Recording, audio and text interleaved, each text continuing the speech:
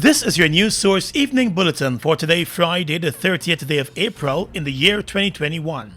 I'm Gordon Mosley. Here's what we're tracking tonight. The worst fears of a Linden family were confirmed early this morning when the remains of a missing 21-year-old woman were found buried in a shallow grave in her boyfriend's backyard. She was identified based on the tattoos on her body. The woman, Shona Dover, was reported missing on the 3rd of April. This evening, a search is on the way for her boyfriend, this man, Shaquan Allen. He's wanted for questioning about the murder. Allen was the person who reported her missing to the police and was even part of the search parties looking for the missing woman. This video of him making a plea to Lindeners to join in the search for the missing woman was published on social media 2 weeks ago. Came home back, realized that Shawnette is not home, what's not, so I tried calling her phone, voicemail, messaging, 1 star. So I went by the mother, because anytime she go anywhere, she sleep out on them thing. She's likely to go by. She mother don't sleep. She don't go nowhere else. I went by the mother said she didn't see Shawnette. So right away, they start bringing questions to me. So I start calling the friends, I call her father, I call her brother, the rest of cousins, everybody. Nobody said they didn't see Shawnette, nobody know where Shawnette is. So we just asking the public, everybody could come out and lend a hand, so we could move forward with this and at least find her. A wanted bulletin was issued for his arrest today. The body was discovered in the shallow grave after investigators were led there by the dead woman's 15-year-old sister. The teenager admitted to the police late yesterday that her sister was dead and she was present at the house when she was shot by the boyfriend. A statement from the police said the teenager explained that a young man was cleaning a gun in the home and pointing it at the sister as she warned him about playing with a weapon. The teenage sister said she heard a sudden loud sound and then saw her sister collapsing with blood coming from her mouth and the boyfriend declaring that she had been shot. The teenage sister said she told her brother-in-law that they should take the woman to the hospital, but he said she was already dead and instead went to his father's house to inform him of the incident. According to the sister, the father and son returned with a spade and dug a hole in the back of the yard where they buried the woman's body. The very next day, the boyfriend filed a missing persons report after informing her family that she left the house and never returned.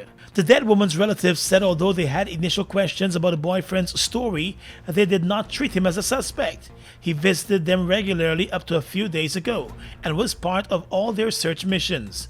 One of the murdered woman's aunts, Alison Dover, told News Source today that the family is still in shock and disbelief.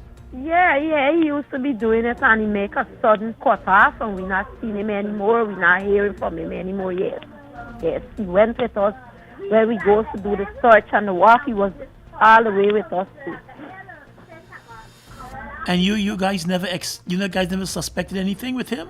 No, we didn't suspect anything. He was laughing, gaffing, talking as normal. We didn't, nothing at all, no trace of nothing we didn't see. Honestly, it was just, he's saying he may know something, he might know or he may not know. This is all we could have got about. Not a certainty of nothing saying, well, yes, he do, something till now when we hearing that is he did it to her because... The aunt said they have more questions than answers and they suspect that the teenage sister who assisted the police in cracking the case might have been threatened earlier to stay quiet. Yeah, I was so shocked when I heard that because I until now, I just don't cry. I can't understand it. I just can't understand it. I just can't understand. And I could imagine what she been going through for seeing something like that and was threatened to the last end that she mustn't talk. I assume his days he tell her we would kill her, whatever he would do with her. I assume that. I don't know why she said something till now. She said, but we were praying that, God locate this body and whether she's dead or alive and let we know and the person whoever do it, let you reveal it to us and let come to justice. So I don't know. Oh, now she talk out that and say, well, he did that to her sister. This evening, police investigators are continuing their probe of the murder. As the search continues for the main suspect, his father and the victim's sister are in police custody. More news coming up in a moment. Guyana, we've been through it all. But as a people we have weathered every storm and risen to every challenge. because it is the people of Guyana that gives it its strength. All the people, regardless of race, class, or religion. We are one people, one strength. And now is our time. A time to rise. Together, we rise.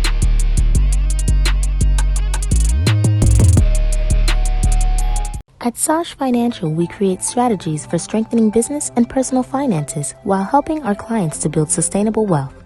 Our financial and business consultancy services are uniquely tailored to ensure every client receives quality packages and optimal results. Our financial services include financial reporting and analysis, financial status assessment, internal audits, bookkeeping and records management, financial planning advice, tax returns. Our business advisory services are related to business plans, business startups, operational improvement, business management, document preparation, procedures development, efficient marketing. Call or WhatsApp us today for your free consultation on telephone number 592-665-6045. Sash Financial, strengthening businesses, building wealth. Mobil 1 is more than oil. It's many oils. It transforms at the molecular level. When cold, it's thicker than honey. When hot, it's thinner than water. Mobil 1 adapts and readapts to last longer. 16,000 kilometers between oil changes. That's your engine evolved. Sol Guyana is the authorized distributor of Mobil lubricants.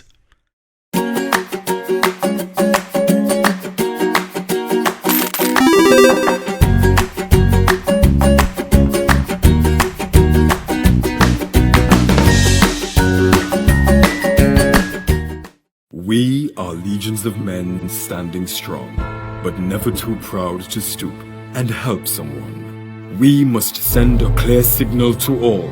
Do right, walk in upright ways, knowing that's what being a man is all about. And ever aware that things will only get worse when good men do nothing. Stand strong, be the one to live right. Mom, what are you doing with GPL on your list? Child, you forgot I have to pay GPL? You got time with GPL. I have to keep these lights on. The customers who think in that manner and refuse to honor their obligation to GPL are obviously not playing their part in ensuring quality service delivery. So, I will continue to pay my GPL bill on time, every time. I recognize the value of your point, Mom. You were right.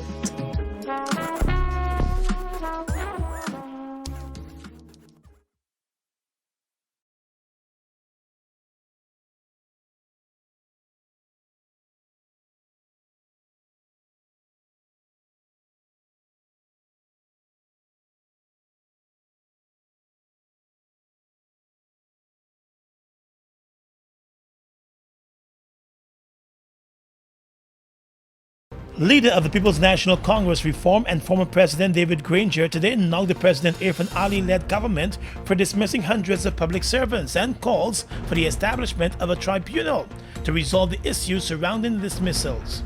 Speaking on his weekly program, The Public Interest, Mr. Granger said the government seems comfortable dismissing persons without considering the impact. When you see, single mothers, parents, breadwinners being sent home, something must happen to that family. It's not a matter of dignity, it's a matter there's no food on the table. And this matter has not been resolved. There's no justification for some of those dismissals. The PNC leader said public servants are the livelihood of any society and must not perform their duties in an environment of fear of being sent home. But essentially, what the PPP is doing now is what they did in 1992. Many people were victims of the purges in 1992, and they feared, people were writing me letters, they feared if the PPP ever got back into office, they would simply carry out this vendetta, and we saw it ourselves. He also said dismissing persons without reason from the public service is an abuse and punishment has been inflicted on families. And up to now, no attempt has been made to alleviate those grievances, to answer the complaints of the workers who have been sent home, to re-employ people who were unfairly dismissed, or to provide alternative employment. They've just, thrown them under the bus and walked away. We can't run a cohesive society when we treat civil servants in that way. Most of the people affected were public servants. Granger now wants the government to set up a process to re-employ the public servants who were dismissed. The former president also said he wants the government to sit with the Guyana Public Service Union to resolve wages and salaries increases for public servants. He said the failure by the government to meet with the workers' union showed disregard for workers. He also said the government appears to favor the Sugar Workers Union GAWU and its demands over demands being made by the Public Service Union. Public servants have entitlement, nurses have entitlement, teachers have entitlements.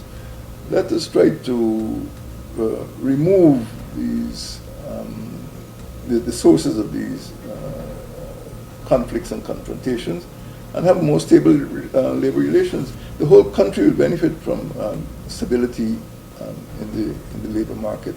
But the PP doesn't seem to be bent in that direction. They seem to look after their favorite union, which is GAWU, and the other unions have to picket and protest in order to be heard. Granger said he's also disappointed with the government's move to disband the Bertram Collins College of Public Service and the National Youth Corps. For the third day this week, Guyana recorded more than 100 new cases of COVID-19 within a 24-hour period. The Ministry of Health reported this afternoon that 177 new cases of the virus were recorded in the past 24 hours, taking the total number of active cases in the country to more than 1,700. Another death was also recorded overnight, taking that total number to 296. Despite this month of April recording the highest number of new infections and the highest number of deaths, the government has not changed any of the public health guidelines to safeguard citizens against the virus. The curfew will remain from 10:30 p.m. to 4 a.m. for the next month, while bars and restaurants can continue to be open up until 9 p.m. daily. The Health Ministry is calling for more responsibility and continues to push its vaccination drive. We have to encourage people. We have quite a lot of people who already received their first dose, 136,152, and I'm sure they'll come back to get their second dose. Because when you come to take the vaccine, the nurses, the healthcare workers who are at the vaccination site would also emphasize the importance of why you need to get that second dose. More than 130,000 persons have received the first shot of the COVID-19 vaccine so far. Adding to the loss of jobs, investment, and income following the fire at the Sharon's building, lawyers who occupy the complex now face a difficult road ahead. Most of the attorneys who had their offices in the building were unable to save anything. They have lost computers, files, and other important documents. One attorney said it will be a difficult road ahead for her and her clients, since everything related to her job. We have lost everything in the building. There's really nothing left apart from, of course, the office equipment and the furniture and everything. The more important things are the documents, especially original documents that are irreplaceable to clients, that swing most heavily on me at this time, because there are some things that people would not be able to replace, such as original wills and stuff that may not have been lodged at the registry. So even though it's a big loss financially in terms of office equipment, it's just clients' documents that are most important to me at this time. The lawyer also said rebuilding her law practice will be tough, but she has started. I'm trying to see what could be reconstructed from the registry, because they would have records of things that were filed already. But of course, things that were not filed, I hope that the authorities and the institutions such as the post office, where we get birth certificates and marriage certificates and so on, that they will facilitate us in a timely manner and we wouldn't have to go through the process of waiting the weeks or months that it usually takes to get certain things back. The Guyana Bar Association has indicated that it will lend assistance to the displaced attorneys. The Wednesday evening fire, which gutted the four-story complex, is suspected to have been electrical in origin. Hundreds of millions of dollars went up in flames as the fire ravaged through the building, leaving nothing but ashes behind. An investigation is still underway.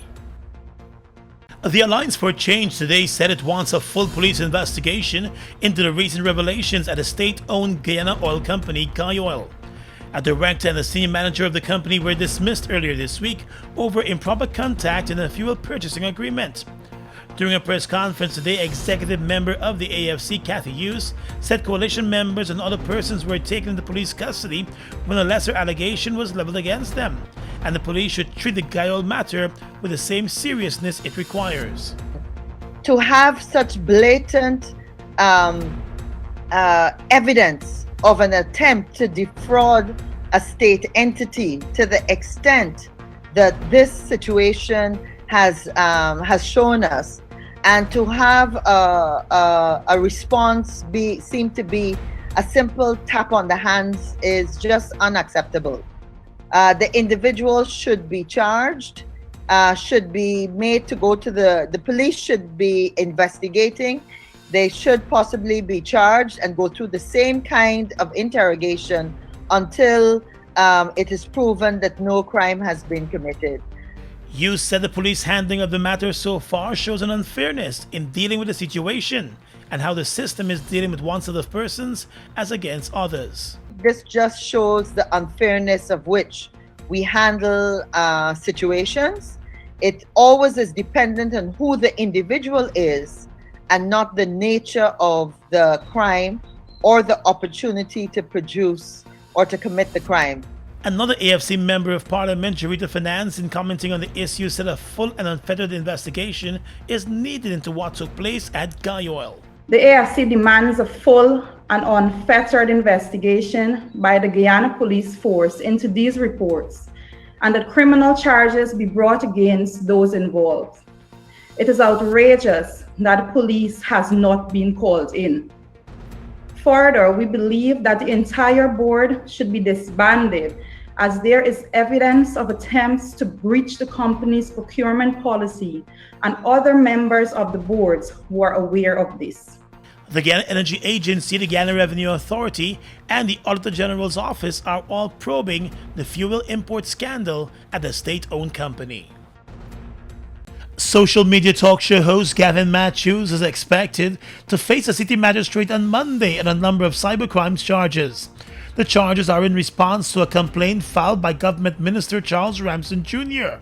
that a man made statements about him during his talk show that are in contravention of the Cybercrime Act. Ramson complained of emotional distress in a statement to the police that led the way for the investigation. Matthews was arrested on Thursday morning as he participated in a small protest against the government. He was released on $100,000 bail on Thursday night. Meanwhile, the opposition APNU-AFC today condemned the arrest of the talk show host. In a statement, the opposition said it sees the arrest of Mr. Matthews as an attack on all Guyanese, adding that the government is sending a clear message that it does not tolerate criticism or being held accountable. The opposition also said government officials continue to use the police force as a weapon against citizens who oppose them. According to the APNU-AFC, the harassment and persecution of citizens who exercise their right to free speech cannot be done in the name of breaching the cybercrime law. The Cybercrime Act was passed and instituted under the APNU-AFC government.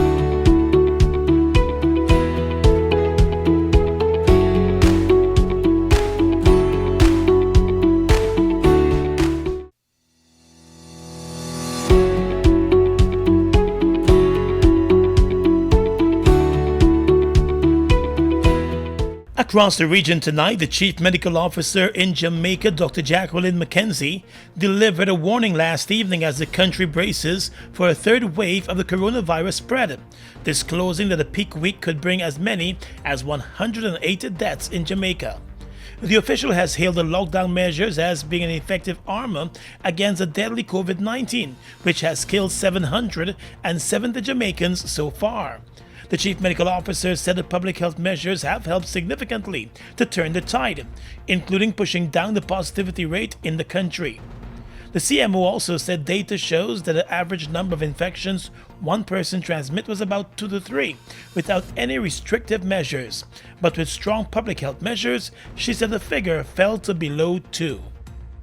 In Haiti, the remaining 7 of the 10 members of the Catholic clergy kidnapped in Haiti earlier this month have been released, a missionary group has announced. The 4 priests and a nun from Haiti, as well as 1 priest and 1 nun from France, had been abducted in the capital of Port-au-Prince on the 11th of April. They are said to be in good health. The other 3 were freed last week. The kidnappers had demanded a $1 million ransom.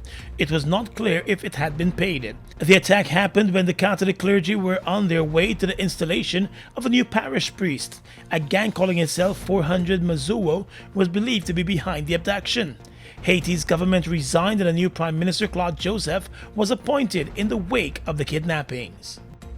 And finally tonight, international news. In India, officials in Delhi have been urged to find more sites for cremations as the city's morgues and crematoriums are overwhelmed by masses of COVID deaths. A second wave of the virus is ravaging parts of India, with 386,452 new cases reported today, the biggest one-day increase on record for any country. There were another 3,500 deaths nationwide and nearly 400 in Delhi, a record for the capital. The total number of infections in the country has now passed 18 million. The first consignment of emergency medical supplies from the U.S. arrived earlier today. Part of what the White House has said will be more than $100 million worth of support for the country. But oxygen supplies and hospital beds remain in desperately short supply across India, with relatives of COVID patients pleading on social media for help. And that's your News Source Evening Bulletin for tonight. I'm Gordon Mosley reporting. Have a safe weekend.